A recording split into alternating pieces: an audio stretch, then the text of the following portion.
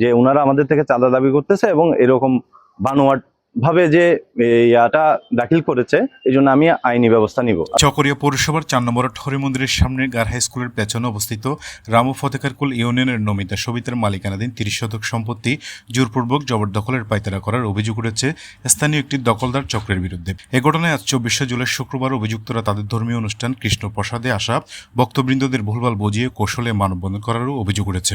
ওই ঘটনায় নমিতা সবিতার ওয়ারিস তাপস বৈদ্য নামে এক ব্যক্তি ঘটনার দিন মানববন্ধনে আনিত অভিযোগ মিথ্যা দাবি করে সংবাদ সম্মেলন করেছেন। ওই সময় তিনি জানান তাদের 30 শতক জমি বর্তমানে দখলে রয়েছে। এরই মধ্যে তাদের মালিকানাধীন সম্পত্তি থেকে মানববন্ধনের নেতৃত্বদানকারী কয়েকজন ব্যক্তি নমিতা সবিতার ওয়ারিস থেকে জমিগুলো কম দামে বিক্রির চাপ প্রয়োগ করে আসছিল। তাতে অস্বীকৃতি জানালে অভিযুক্তরা সুপরিকল্পিতভাবে মানববন্ধন করে ভুক্তভোগীদের বেকায়দায় ফেলার অপচেষ্টা করছে। জানা গেছে অভিযুক্তদের দাবি মতে ভুক্তভোগীদের দখলীয় অংশে ধর্মীয় প্রতিষ্ঠানের জমি রয়েছে। উক্ত বিষয়কে ধর্মীয় অনুভূতিকে কাজে লাগিয়ে 24 জুলাই শুক্রবার চকরিয়া কেন্দ্রীয় হরিমন্দিরে আগত ভক্তবৃন্দদের কৌশলে ভুলভাল বুঝিয়ে মানববন্ধনে মিথ্যা অপপ্রচার চালাচ্ছে। এ ঘটনায় জমির ওয়ারিশি মালিক তাপস বৈদ্য অভিযুক্ত দখলদারদের বিরুদ্ধে আইনি ব্যবস্থা নিচ্ছেন বলে জানা গেছে। আমার নাম তাপস বৈদ্য, আমি রামুতে আমার বাসা, এটা হচ্ছে আমার মামার বাড়ি।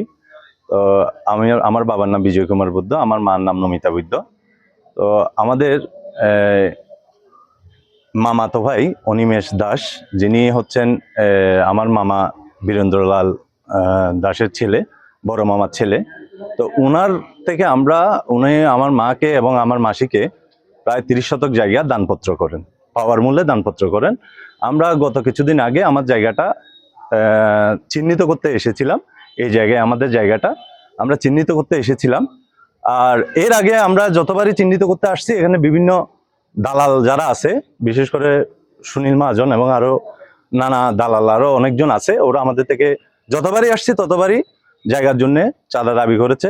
এবং এরা বলতে চাচ্ছিল বারবার, হয় আমাদেরকে প্রতি করাই 50,000 করে টাকা দেওয়া লাগবে, আর না হয় তাদেরকে আধামূলি জায়গাটা বিক্রি করা লাগবে। তা আমরা এই জায়গাটা দিয়েছে আমাদের প্রায় এখন 5-7 বছর হচ্ছে, কিন্তু এই জায়গায় আমরা আওয়ামী লীগ আমলে এখানে আসতে পারি নাই। কারণ হচ্ছে তারা বিভিন্ন আওয়ামী লীগ লিডার ছিল, ফ্যাসিস্ট আওয়ামী লীগের সদস্য ছিল। তারা আমরা যখন এখানে আসতে চাই, তারা আমাদের লাঠিসোঁটা নিয়ে হামলা করতে আসে। তো আমরা পরবর্তীতে যখন দেশের পরিস্থিতি স্বাভাবিক হয়, তখন আমরা আবার এখানে আসি এবং এলাকার যারা সম্মানিত মানুষ আছেন তাদেরকে ডেকে আমরা কয়েকদিন আগে জায়গাটা চিহ্নিত করে দিয়ে যাই। কিন্তু আমি একটা কক্স বার্তার আন্ডারে আমি একটা নিউজ দেখেছি। ওই নিউজটা দেখার পরে আমি সরাসরি চকরিয়াতে আসি। আমার বিষয়টা খুবই খারাপ লেগেছে, কারণ হচ্ছে এটার ওয়ারিশ হচ্ছে আমার মামাতো ভাই। আমার মামাতো ভাইয়ের নাম হচ্ছে অনিমেষ। তার দানপত্র অনুযায়ী আমি নমিতার ছেলে আর সবিতা এই অংশের মালিক। আমরা এটার জবরদস্তি বা দখলের কিছু করি নাই, আপত্তি জানাই নাই। উনারা এসে জানাচ্ছে যে মানে এটা জবরদস্তি বা হচ্ছে। জায়গার মালিক আমরা কিছু জানি না এখানে দখল হচ্ছে, কিন্তু উনারা বলতেছে যে এটা দখল হচ্ছে। তা এর পরবর্তীতে প্রেক্ষিতে উনাদের বার্তার মধ্যে উনাদের যেটা ব্যানার আমি লক্ষ্য করেছি, ওটা লেখা ছিল এখানে বিভিন্ন মন্দির আছে। আপনাদের জ্ঞাতার্থে জানাচ্ছি, আমার মামাতো ভাই যেটা অনিমেষ আছেন এবং মামাতো ভাই আরেকটা রনি দাস আছেন, ওনারা আমার দুইটা মামা। মন্দির এবং শ্মশান সেই পুকুর ছিল। এবং আমি ওটাই ক্লিয়ার করতে যাচ্ছি, আমাদের যেটা পারিবারিক মন্দির ছিল, এটা হচ্ছে আমাদের মামাতো ভাই ছোট মামার জায়গার মধ্যে পড়েছে, অনিমেষের জায়গা না। এটা হচ্ছে ওই দেখা যাচ্ছে ওই জায়গাটাই পড়েছে, ওইটাই হচ্ছে মন্দির, আমাদের পারিবারিক মন্দির। আর যেটা উনি শ্মশান দাবি করতেছেন, আপনারা একটু লক্ষ্য করলে দেখবেন এটা হচ্ছে আমার দাদুর শ্মশান, আমার অনিমেষ দার অংশে পড়েছে। তো অনিমেষ দা উনার দাদুর শ্মশান। এটা আমরা মাপযোগের সময় অনিমেষ দা যখন আমাদেরকে জায়গা দিচ্ছেন, তখন আমরা প্রথমে 40 শতক জায়গা দিয়েছিলেন।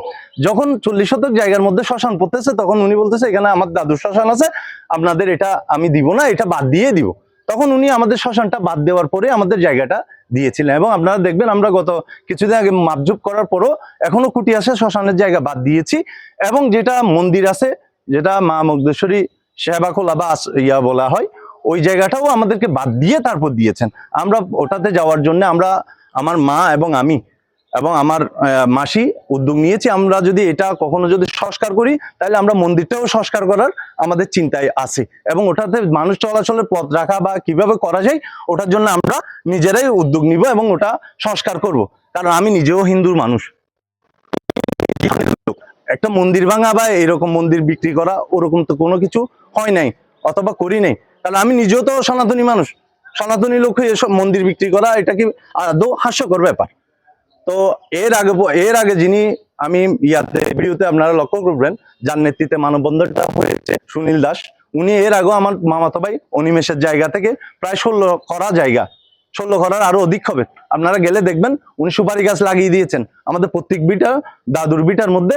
যেহেতু অনিমেষ দাস এখানে থাকেন না, উনি বাইরে থাকেন, সেই সুযোগের সদ্ব্যবহার করে এবং ফেসিস্ট আমলে ওনাদের প্রভাব খাটিয়ে জোরপূর্বক আমার ছোট মামাতো ভাই রনির দাসকে হামলা হুমলা করে ওই জায়গাটা দখল করেছেন, এবং আমি এটার তীব্র নিন্দা জানাই।